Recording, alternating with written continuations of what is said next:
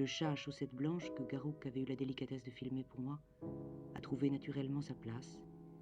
Et j'ai pensé que de toutes les prières au temps qui avaient jalonné ce voyage, la plus juste était celle de la dame de Kotokuchi, qui disait simplement à la chatte Tora: Chatte aimée, où que tu sois, puisse ton âme connaître la paix.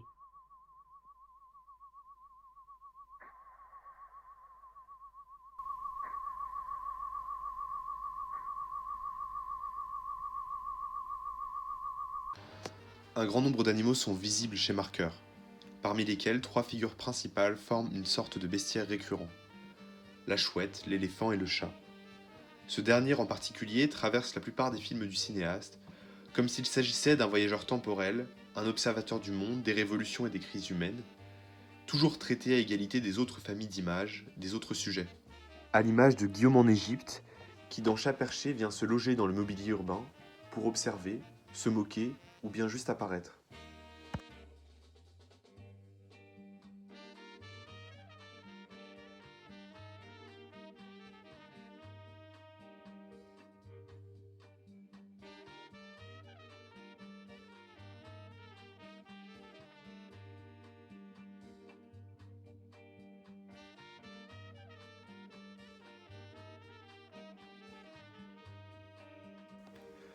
Les figures félines chez Marker ne sont pas seulement de fines observatrices des situations filmées. Elles semblent traverser les œuvres comme rappel du temps, traces d'une époque passée, tantôt arborant le sourire moqueur de Guillaume en Égypte qui semble connaître les travers humains mieux qu'eux-mêmes.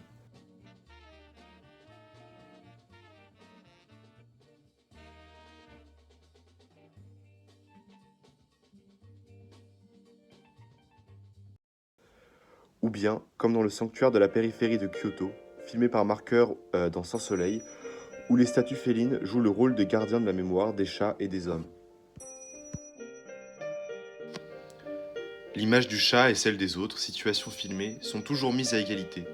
Peut-être s'agit-il d'une mise en parallèle du chat observateur du monde avec l'actualité, ou bien d'un amour subjectif pour le félin, mis au sein des œuvres au même niveau que le reste. C'est le cas dans Chat perché, où des éléments que l'on pourrait considérer comme triviaux, à l'image de la fracture de la patte du chat Boléro dans le métro, sont mis à égalité avec des séquences sur la situation politique. Marker avait eu cette formule dans Le tombeau d'Alexandre. Jamais un chat n'est du côté du pouvoir. Cette phrase détermine l'éternelle opposition entre le chat et sa nonchalance et ce qui est établi et stable. Le cinéaste fait du félin un nomade, bien loin du chat sédentaire de Baudelaire, qui traverse le temps, les films et peut-être même l'écran. De la chatte Riri aux chats sibériens et japonais, jusqu'au chat orange des murs de Paris, les chats de Marker sont à entendre au pluriel. Ce pluriel finira par se muer en singulier avec Guillaume en Égypte dans Chat écoutant la musique.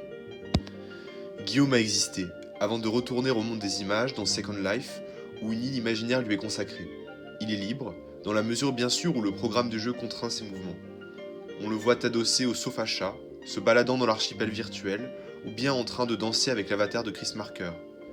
Le cinéaste touche-à-tout utilise le médium du jeu vidéo pour se faire apparaître au travers de son propre personnage, ou bien de Guillaume en Égypte, comme s'il s'agissait à la fois d'une figure synthétique de tous les chats qui ont accompagné Marker dans ses voyages filmiques, et aussi d'une réincarnation virtuelle d'un être aimé. Je vais demander à Guillaume de me jouer un peu de piano.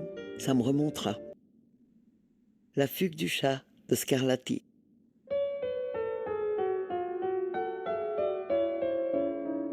Ce Guillaume virtuel est semblable au mannequin écho de Sans Soleil, une réminiscence du temps passé, à la différence qu'il n'est pas figé comme une statue. Quand vraiment Guillaume est très fatigué, il se relaxe avec le sofa chat. Et alors quand il a besoin mais alors de vraiment se relaxer, alors là il se met complètement à plat ventre sur le chat sofa et il se sent bien que tu peux pas savoir. Il serait en somme dommage de ne concevoir qu'une portée signifiante du temps, de la mémoire, d'un regard sur la situation filmée à propos des chats de Marker. Il y a évidemment un amour certain pour les félins chez Marker, et ses œuvres filmiques, photographiques ou vidéoludiques rendent compte de cette sensibilité certaine. Dans son atelier, dans le cinéma de ses amis, chez Varda par exemple. Dans la rue, le chat continue de faire apparaître le cinéaste invisible, ou en tout cas lui tient compagnie.